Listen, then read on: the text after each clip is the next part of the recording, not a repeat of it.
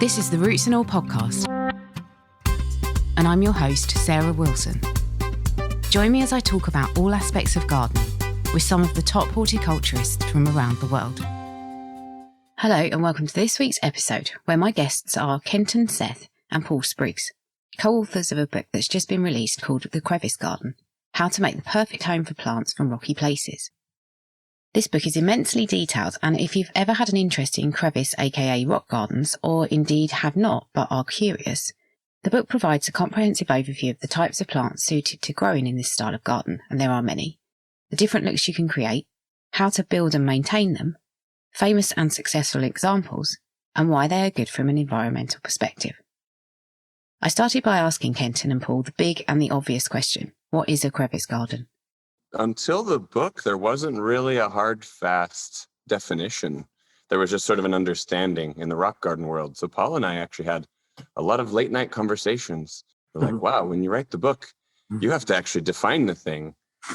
So do you remember those? Oh, yes, I do. I remember we had written most of the book and then realized we hadn't actually written a definition of what crevice gardens are. Yeah. So that's near the beginning of the book. We talk about what is a crevice garden. I think it's even one of the chapter heads. So in a nutshell, I guess you could say that a crevice garden is the latest. In 100 years of rock gardening, there's been lots of different styles and techniques that have come and gone. You know, think about things like scree beds or trough gardening and all these different ways to grow alpines. Crevice gardening is really the latest and I think the greatest innovation in many ways, because the concept was invented, in the 80s by the Czechs, and it has not in any way faded out. If anything, it's getting more and more popular all the time. And it kind of seems to be the catchword of the day in rock gardening circles, mainly for two reasons. One of them is because they look amazing. When they're built well and artistically, they can really be a gorgeous feature in your garden. But from a horticultural point of view, it's a way to grow rock plants better than some of these techniques before. A lot of plants love the conditions that a crevice offers. And so a crevice garden is basically a new style to grow really cool plants in a nutshell, right? Paul, we never looked to see if it was in any dictionary yet. Well, if Yeah. it winds up in the Oxford English Dictionary one day, maybe it'll be a rock garden built with the intent purpose of creating crevices for plants that want it. Maybe not a sexy sounding thing, but that might be the sort of scientific, if there was, definition. As Paul said, it's made to grow plants, and that's where it came from. But there is this side effect that they also look cool. And so people are very attracted to them rocks alone, even if they didn't grow saxatile or rock-loving plants so well, people still want them. In fact, I've noticed in a few places, crevice garden and rock garden are just kind of the same thing when you talk to people. Like in Denver, they're well known now because of Denver Botanic Gardens. And a lot of gardeners just say crevice garden, and they kind of mean any rock garden at this point, which is interesting that there's a conflation there, but it's a good one, And when Paul and I visited the Czech Republic to visit people's backyard rock gardens, did you see any distinction between a normal rock garden and a crevice garden? It was kind of like if you had a rock garden, it was a crevice garden, do you think? Pretty much. Yeah, back there for sure. I mean, the Czechs, because the Czech is the homeland of the crevice garden, it certainly is the most popular style that we saw, having visited there a few times. So yeah, it's really the newest. I do not like to call it a fad by any means, because I feel like it has staying power. But a lot of people have told me that this is the future of rock gardening. Like Kenton just said, the crevice garden just falls under the umbrella of rock gardens. It is a type of rock garden, but it does have its own kind of artistic merits as well that differ from just a regular rock garden. I think the staying power that Paul brings up is because while it seems like this really niche subset of gardening, then it has branched out again to include habitat gardening, permeable landscapes in cities, dry gardening in places that are running out of water. There's all these different uses. So crevice gardens are diversifying. And I think that's driving a lot of the longevity and that growth across the world because they're being used in different ways in different places. That's kind of the startling thing about it is they are universal, no matter how wet, how dry, tropical, temperate, Arctic, the physics of a crevice works. which is fascinating. And just when you think you've seen everything, I feel like maybe the most cutting edge or the wackiest thing I've seen is the hybrid crevice and roof garden, where instead of rocks, it's slabs of styrofoam.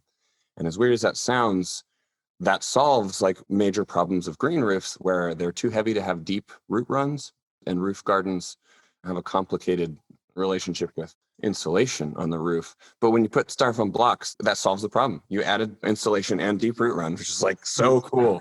The most unlikely cross of two things. And yeah, it's exciting. So there's innovations yet to be made. We don't think this is the beginning and the end with our book here. As more and more people discover it and more artistic people discover it, they're going to put their own slant on it, and who knows what has yet to come, really. But hopefully this book will just encourage people to get out there, experiment, and do their own thing with it. Well, I'm sure it will. You know, I don't like to assume anything, but I think historically maybe rock gardens have been associated with drought-tolerant plants.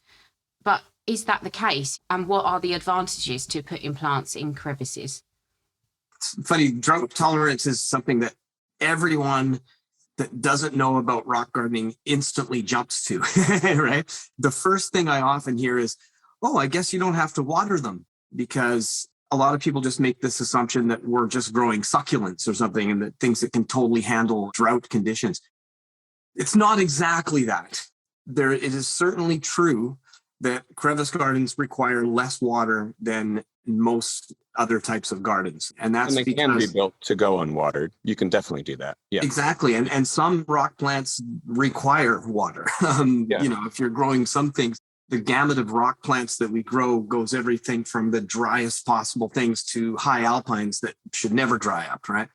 So it's not just you plant them and you never have to water them, but because of the depth of the soil and the depth of the crevices and the way that it can get the roots down so deeply, once established, I've found that in most climates, they really need hardly any water at all, almost no matter what you're growing, except for those real high alpine things like saxifrages and rosaceae and those types of things.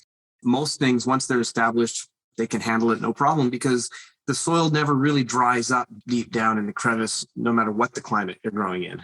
Like my climate is extremely droughty in the summertime, and I don't have to water mine in the summer. So they are really good for water conservation and low water requirements for sure.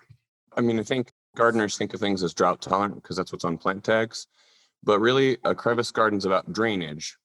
But the nuance of drainage is you remove the water from the top of the plant where it is, but it goes somewhere else. So a crevice garden can be used not only to create drainage in a wet climate for plants that don't want to sit in water, but we can use it in the dry American West to actually trap water if we build them a little differently. Like I'm in a totally different climate where we see 40 degrees Celsius in the summer regularly, and it's incredibly dry. And like our annual precipitation is, I think, 200 millimeters, if I'm converting 9 inches right, and it's getting drier. So we can actually use them as a water saving measure, which is really kind of fascinating that we can both save water and shed water with them, depending on where they're planted. Because the physics are universal, you know? So thinking about that, that's a really interesting definition about the drainage. You don't necessarily want the water to just go away completely. You just want it to percolate through. And thinking about that, can crevice gardens slow down the water that comes down in the form of rain? Is it good as a kind of attenuation feature? You could. We do that more here than where Paul's at. And so the surface of the garden would be more rough. And the media within the garden might be loose, but underneath of it, we'd probably leave a heavier soil like a clay to trap it, if that was our goal, solely to trap it. And also the contour of the garden could be a lot like terraces or berms to actually grab the water. Because the crevice effect, as Paul and I have been calling it, the physics of that is that there's drainage on the surface and inside of the ground of the crevice. And on the surface, it's like shingles on a roof. It depends on what the surface of the rocks look like as to whether that water puddles or sloughs off. And you can control that. It's up to you as the gardener holding the rock. And then also, what kind of media you use is up to you as well, whether you try to trap more of that water or drain it. And in most instances, we're using a free draining mix, since these rock plants are from at least well-drained places where there's no such thing as standing water. But you can use it to trap the water down deep, It's more about like putting the water where you want it and putting dryness where you want it. It's really kind of a layery thing. Like most alpines and rock garden plants, they want their tops dry and they want their roots somewhat moist, right? Not sitting sodden and waterlogged, but they do want some level of moisture in the soil. So that's why the way these gardens are built is to basically make sure that tops and the crowns and the caudex and all the important bits up the top that usually has a tendency to rot is fully drained away. And of course, we do that with, as Kenton mentioned, with the soil medium. So very sandy soil, often just pure sand, which will drain away very quickly. But when you get a little deeper into the sand, you'll find that even on the hottest days, there's still a little bit of moisture down in there. So yeah, drainage is actually one of the most important concepts in this whole thing, because if you can't drain your plants properly, they're not going to do well. And the whole point of crevice gardening is to grow difficult plants well in the open garden. So drainage is absolutely crucial. Yeah, I mean, they seem extremely versatile. You can create all sorts of microclimates, different growing media in there, different growing conditions. But one of the thoughts I had read in the book is they seem like they're quite a big undertaking. Are they necessarily expensive or tricky to install? It's a good question. Yes, and no. A very yes and very no. Yeah, I would say as far as the artistic aspect of it, that's really up to the artist, right? Every artist is different. And if you give the same pile of rocks to 10 different artists, you're going to end up with 10 very different gardens, right? But it's kind of an upfront intensity with labor and cost, but then that pays off in the long run with lower maintenance, lower watering, and everything like that. So yeah, they're a bit of an investment at the beginning. If you're doing it on your own and you're sourcing your rocks and you're kind of doing it as cheaply as possible, well, a lot of this stuff is fairly available in a lot of places. I know where I'm from, I can just steal rocks off the back logging roads on the island here and build a nice garden, and those rocks are free. But that's not always allowed in every place, right? So to answer your question, yeah, no, they're intensive up front. Without a doubt, rocks are heavy and you got to get all those materials to the site and plan it all out. But once it's done, then it's just playtime, right? And when you're planting, instead of digging a massive hole with a big shovel, you just use your old trowel and plant a little seedling or something. And in that sense, it's very low intensity, the upkeep and whatnot. Yeah, I think that's pretty true of like any crevice garden, no matter how you do it. It is more intense up front and less later. In terms of like money or resources, there's a funny spectrum happening where like rock gardening, where you're at in the UK, where, the beginning of English-speaking rock gardening as we know it was like landed gentry were the people who had rock gardens. It was a thing for rich Victorians. So there's a little bit of that sort of flavor woven through rock gardening culture. But the funny thing is that the like crevice gardens developed in the Czech Republic during Soviet times. And these were folks who were living under quite the restrictions, not very rich people, having to use free materials and using their local plant material. Paul and I have worked on fancy public crevice gardens with, distantly sourced rock, like Far Reaches Conservancy in Washington State. That rock came from Montana. It's like, 3 states away. But a couple of days ago, we built a 1.5 ton crevice garden with cheap riprap rock. I don't know what that's called in Europe, but it's, rock for filling ditches. And that stuff cost us $65 in materials and 2 pickup loads to build, one in a park, a public park in a Denver suburb. And ironically, that riprap was the cheapest material in the rock yard. Was the sort of, and I think riprap creates the most natural looking gardens, honestly. And I think that's like the inexpensive or the blue collar possibilities are part of crevice gardening that excites me now. And Paul and I actually hope the book will reach folks that don't have the means or are not near rock piles, because like the broken concrete solution is awesome. We think that's very cool. Someone just posted on Facebook, I forget where he's from. We have a crevice garden Facebook page. I don't know if you've seen it or not. It's called Modern Crevice Gardens. And someone just posted a fairly sizable crevice garden, and all the rocks were made of hypertufa. He actually made all the slabs, and they're all different sizes. And he's built a fairly beautiful crevice garden out of rock that he built because they didn't have rock there. I think he's from maybe Ontario or something. So if you get creative I believe you can do it all kinds of different ways. Like I say, construction sites can be a great place to get rock where I'm from. And sometimes they'll give it away for free because they're just getting rid of it anyway, right? So like I feel like Kenton said, the Europeans, especially when crevice gardens were invented, they didn't have a lot of extra money, right? They had extra time, but not a lot of extra money. And so they could be very creative. Our mentor, Steniak Slovanek, he doesn't buy rocks. He just finds them on his property and just keeps building rock gardens because he happens to live in a kind of a rocky place. And so he doesn't pay anything. Not that you could actually get rocks to his site anyway. It's almost totally inaccessible for any machines or anything. So yeah, I think that it can be done on the cheap too, for sure.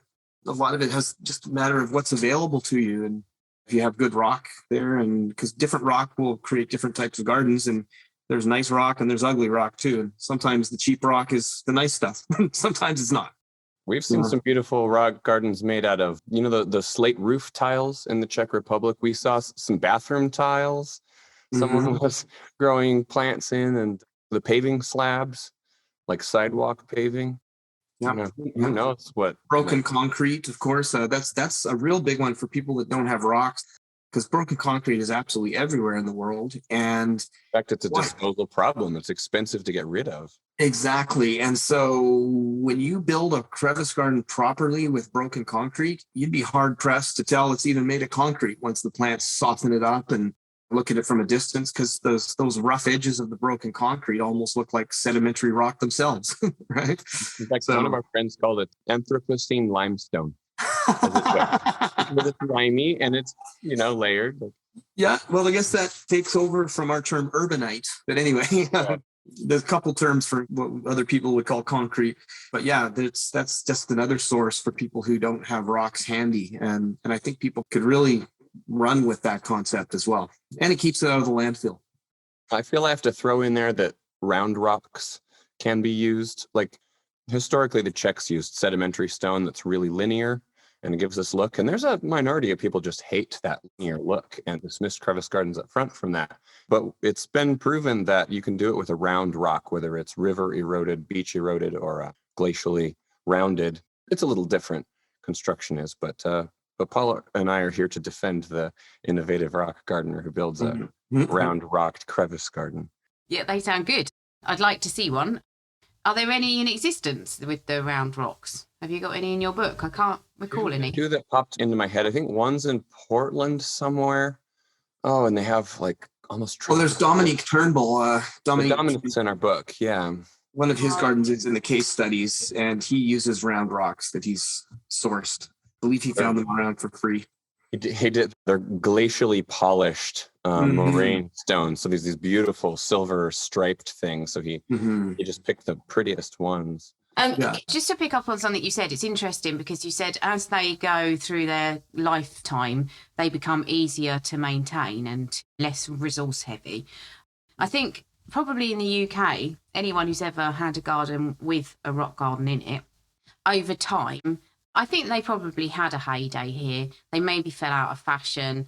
They are obviously becoming more popular. People are experimenting with that kind of growing medium because of environmental concerns.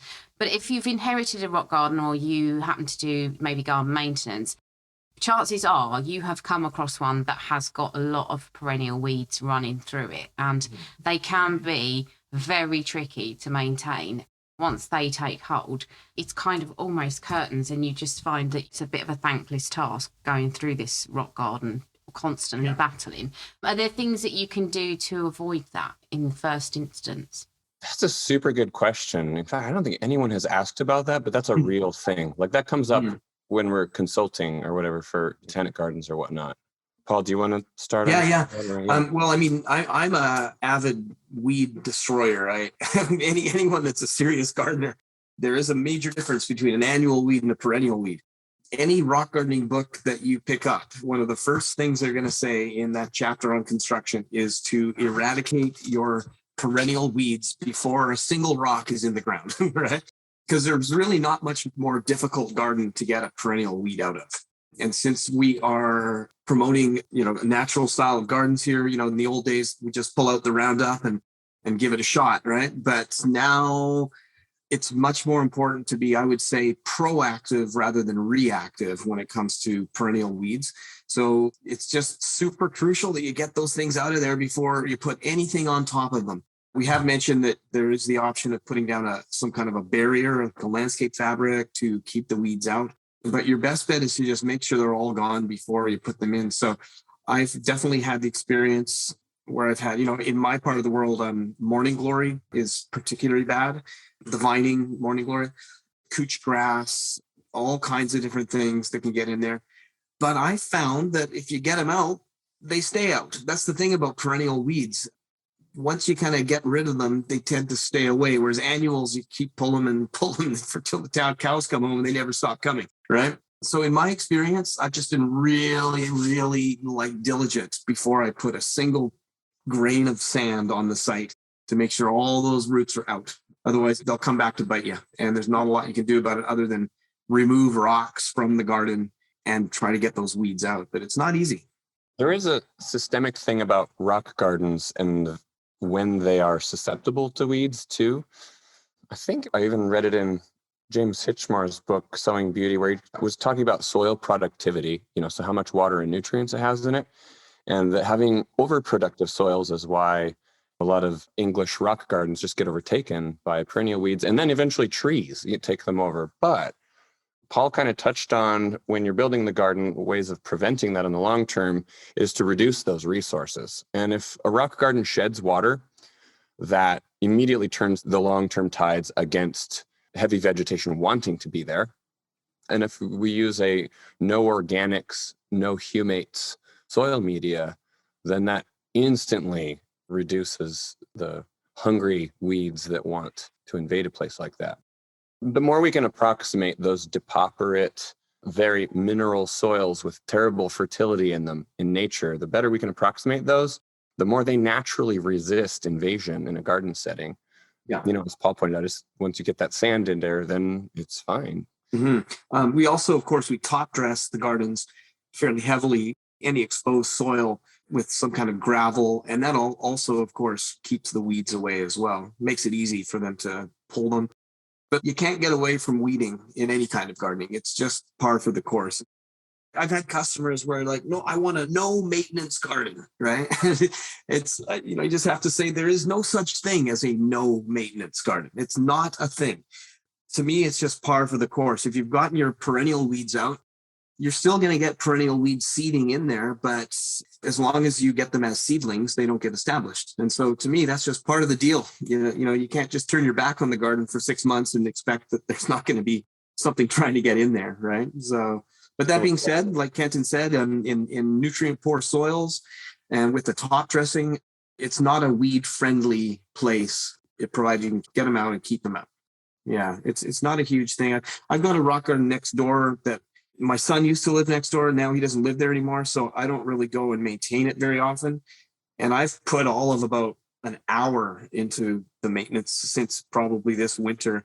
And it's in fine shape. It looks perfect. There's hardly any weeds in it at all. So yeah, they can be very low maintenance when it comes to that too. We mentioned this in the book. There's just a couple things too that are the nature of crevice gardens that make them lower maintenance.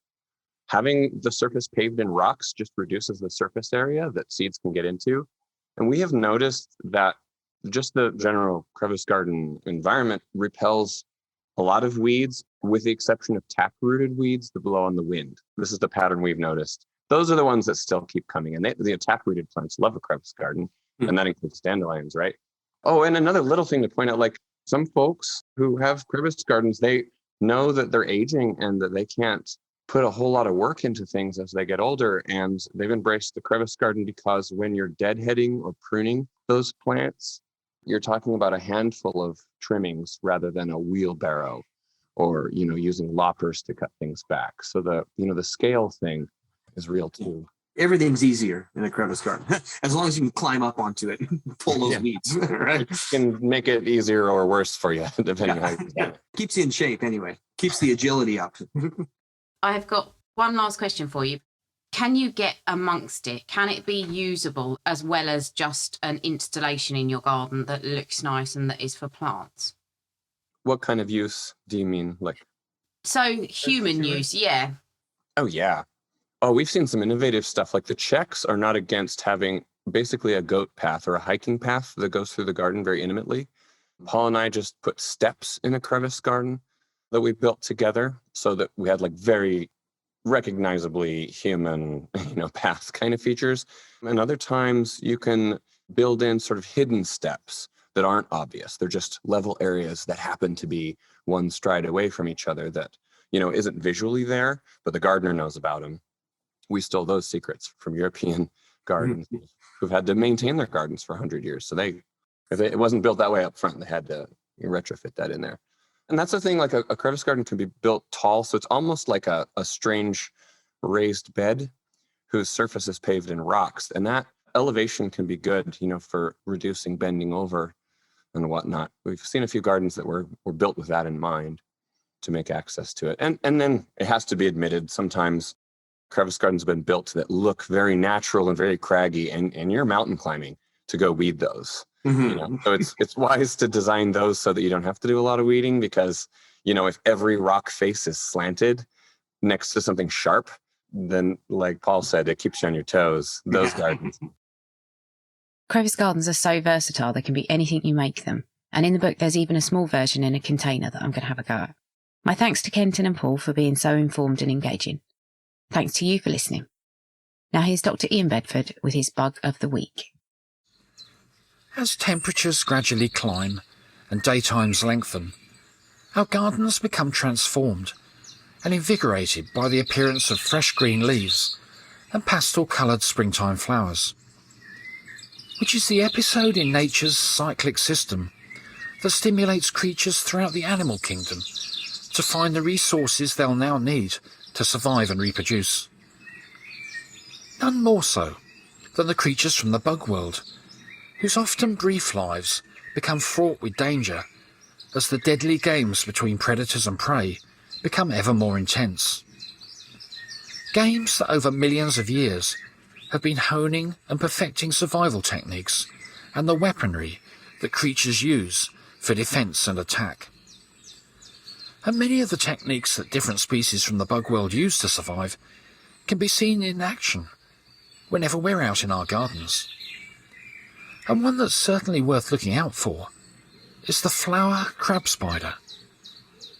A spider that doesn't spin a web, but instead uses an ambush technique to catch nectar-feeding insects, such as butterflies and bees. Flower crab spiders are common in gardens where flowering plants are grown, and they're easily recognised by their crab-like shape and their ability to walk backwards and sideways.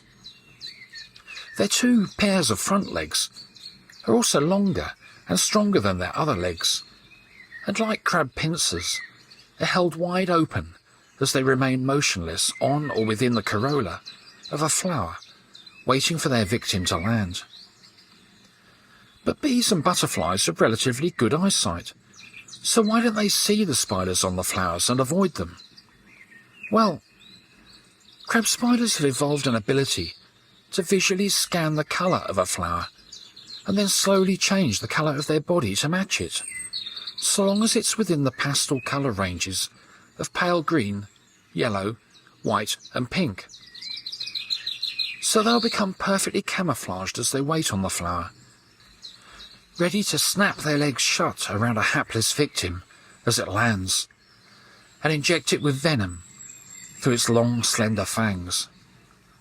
Within seconds, the victim will be paralysed, and, whilst it might still appear to be feeding on the flower's nectar, its time is now over, as the crab spider underneath drains it of life. But despite the predatory skills of the flower crab spider, they're not an aggressive species, and are certainly no threat to us. Although, for the arachnophobes amongst us, it might be worth taking a closer look before smelling the flowers in the garden. You can download or listen to the podcast direct from the website rootsandall.co.uk. Please also check out my Patreon, where you can make a one-off donation or take out a monthly subscription to help support the podcast. Because if you enjoy the show, please help it continue. I also have a GoFundMe where you can make a one-off donation. Even a one-off donation of £1 helps, and and I'll be really grateful for your support. So please go to Patreon or GoFundMe and search for Roots and All Podcast.